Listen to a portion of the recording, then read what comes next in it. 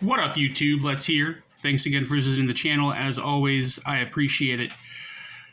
Today, we're going to be just having a little bit of a discussion. I watched a video recently by Nick Shabazz. It's quite an old video, actually, but he was questioning why knife makers seem to be coming out with so much stuff nowadays. But like I said, this was a while ago. It was probably 3 or 4 years ago. But it kind of made me think quite a bit. So anyway, he was thinking about why knife makers need to be coming out with so much stuff these days. It seems like every time you look on YouTube or Instagram or anything like that, it seems like there's something new coming out, which still seems to be the case today. There's so many new companies popping up. There's EMP EDC, ARKANE Design. VERO got started a couple of years ago. There's just a lot coming out. He was saying, are these knives being revolutionary? Is they coming out with anything new? Or are they coming out with anything fresh? And if not, why come out with anything at all? We've had a few things come out over the past couple of years that have been, fresh and new. Winterblade Co. coming out with a magnetic action and stuff like that. But I feel like there's a couple of factors here. If you look at all these knives that I have laid out here, these are by different OEMs. I didn't put any American knives here because most of the makers in the United States that make all their own stuff, the screws and liners and everything that go into the knife is made in America.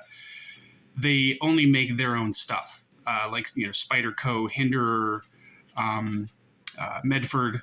Actually, I have a Medford on here, but it's just because I like the knife. So it seems like they all make their own stuff and don't really make anything for anybody else. So most of the OEMs that are coming out or becoming, increasing their quality to meet the demands are in China. So most of these knives were made in China by different OEMs. So the thing is, there's been a few OEMs that have been raising the bar quite a bit to increase their quality and increase, the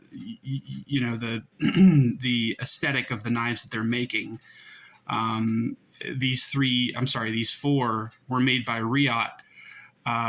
And it seems like for a long time, REDENCION was kind of the king. They were the ones to beat. But now it seems like other companies are getting their best tech. Those companies are increasing their quality and getting to the point where sometimes they're matching REDENCION with their quality and the production value and all that stuff. So I kind of feel like that has something to do with why so many companies are coming out with so many different knives these days, because there's other OEMs out there that are able to meet that quality. And people are, that have ideas and they want to make their own knives. So they're able to do that more readily with these different companies getting better in China at making knives. So I kind of feel like that's one part of it.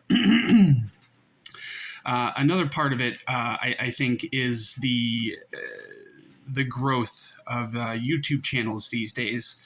It seems to me like there's just an overwhelming amount of YouTube channels out there doing knife reviews and interesting stuff, keeping people entertained, and they're getting all this information out there. I mean, you've got so many that have been growing over the years. You've got, Metal Complex, Neves Knives, Jim Skelton, Nick Shabazz, Therapeutic Edge, Women Carry Knives, Birdshot, OCD for EDC, Jimmy Slash, Love Them Knives, Stasa 23, Bees Blades, Tri-State, Zach in the Wild. I don't want to leave anybody out because these are the big guys, the heavy hitters that have been around for quite a while.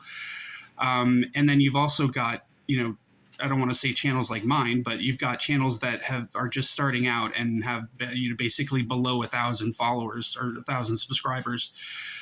There's so many of those channels out there. There's just all this information people are being blasted with every single day. I'm not saying it's a bad thing. I think it's good that this information is getting out there. It's been bringing a lot more people into the knife community. You know, a lot more people are being exposed to how interesting this stuff can be. So I think that is another big contributing factor to all these companies coming out and releasing all these knives. You know, you've got the EMP for EDC. You've got the excuse me.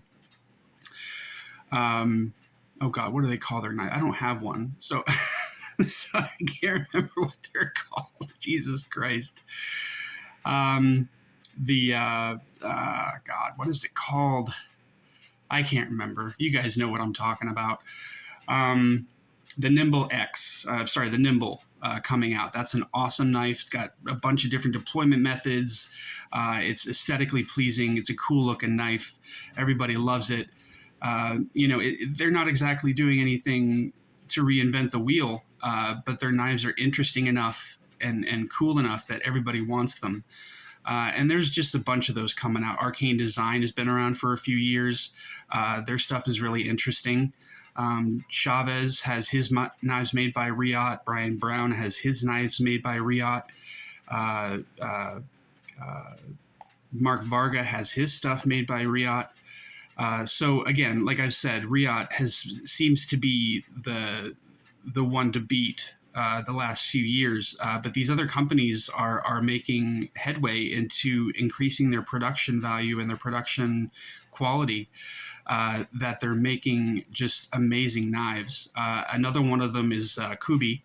KUBEY is another OEM. I can't remember what knives they've come out with that were made by other designers, but you know, they make their own knives, but they also make other knives from other designers. This one happens to be the KUBEY Atlas. It's one of my it's the first titanium frame lock I ever owned. So you know, KUBEY does a good job with all their production. And their quality is really, really good. The the BERG Blades Iron Wolf. This one was made by WE. Again, WE Knives makes all their own knives, but they also make knives for other people. And this was a really popular one. I think it sold out pretty quickly. Not quite as fast as some of the other knives out there do, but it did sell out pretty fast. He took what was left of his inventory, sent it into Knife Center. I think they were there for a month or two, and then they sold out.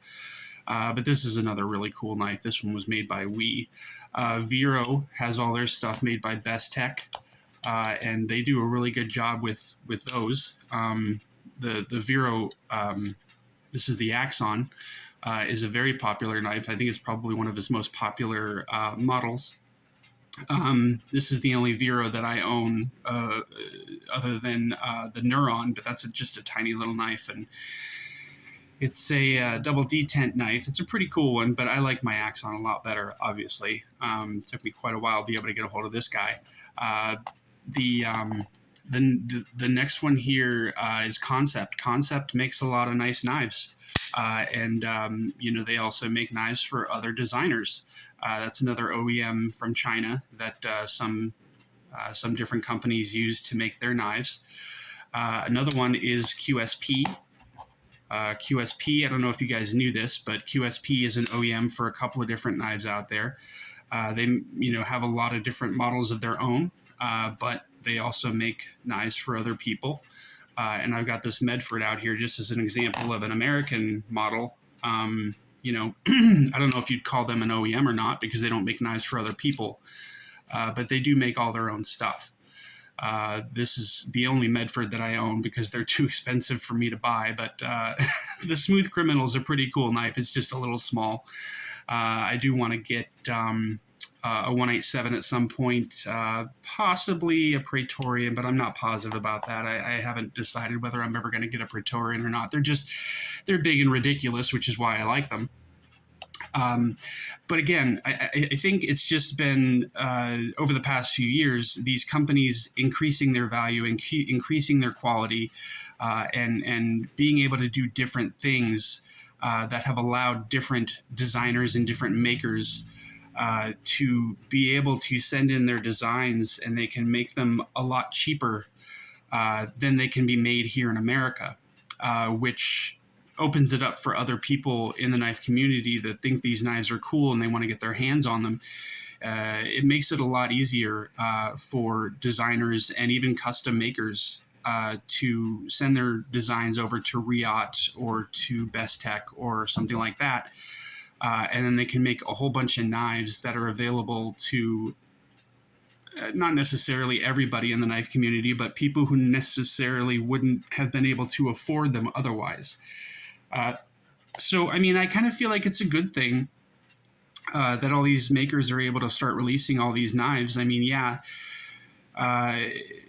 it does make sense that if you're not doing anything fresh or anything new, or, you know, making anything revolutionary, that kind of maybe you should go back to the drawing board and come up with something new.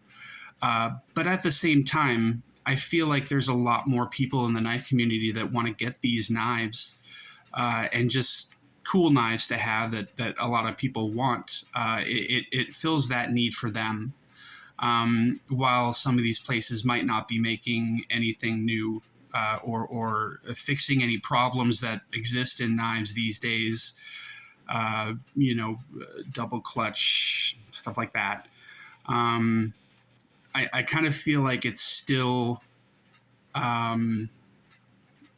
something that, you know, is appreciated in the knife community. People being able to get a hold of some of these knives that are coming out, that are fresh and new, but maybe not necessarily something crazy that hasn't happened before. You know what I mean? Maybe a few of these guys out there that are coming up with designs that are just kind of old and tired and played out, and, you know, yeah, but you don't really see a lot of that. I think a lot of the times they go out and they kind of show these things to people, and people will tell them, you know, whether they think it's a good idea if they put them into production or not. I don't know that that's what happens, but that's what I would do. Just, you know, see if anybody wants it before you go spending hundreds of thousands of dollars on something. Because they do have to pay these companies to make these knives. I think. I don't know exactly how that works. Obviously, I'm not a designer or a maker, so I could be talking out of my ass right now, but I don't know that for sure.